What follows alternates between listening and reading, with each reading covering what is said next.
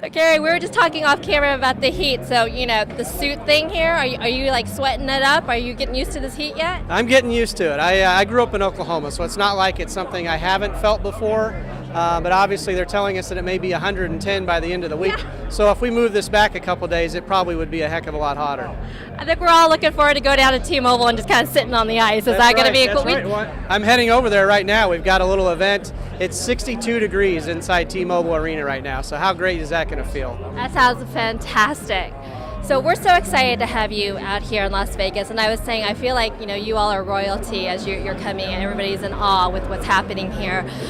Tell me, what is the feeling that you personally have right now, seeing that everything is coming to fruition? I mean, this was just an idea, and here we are, 114 days out.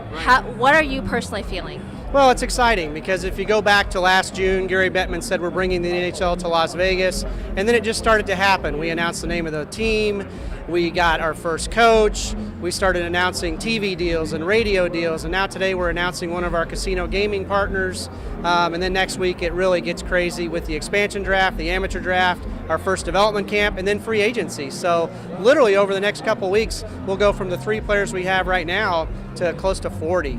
And so it really starts to come together, and as you said, 114 days out from the start of really getting after it for real.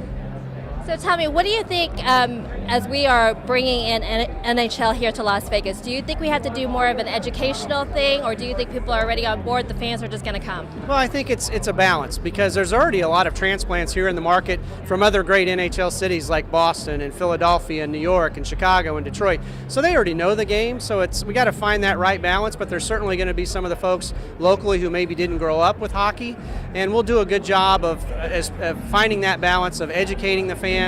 But if you look at what just happened in Nashville or what's happening in Tampa, it may take a little bit of time, but those are some of the best fans in the National Hockey League. They rival Montreal and Toronto and some of the other great markets that are out there in terms of their insight to the game and their participation in the game, and so we just can't wait to get after it. So give me your success formula then of whether it's to make it in NHL, in a business, in a family life. What do you think it takes for someone to really be successful?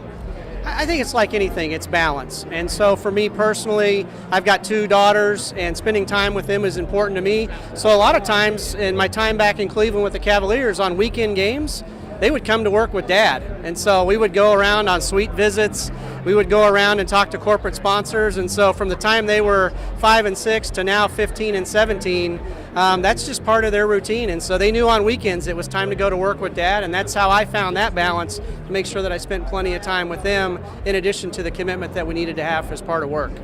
Well, it's such an honor and a pleasure to talk with you. Thank you for coming out here and being out here in the heat. I'm looking forward to the first game. Yeah, can't wait. Next October, here we go.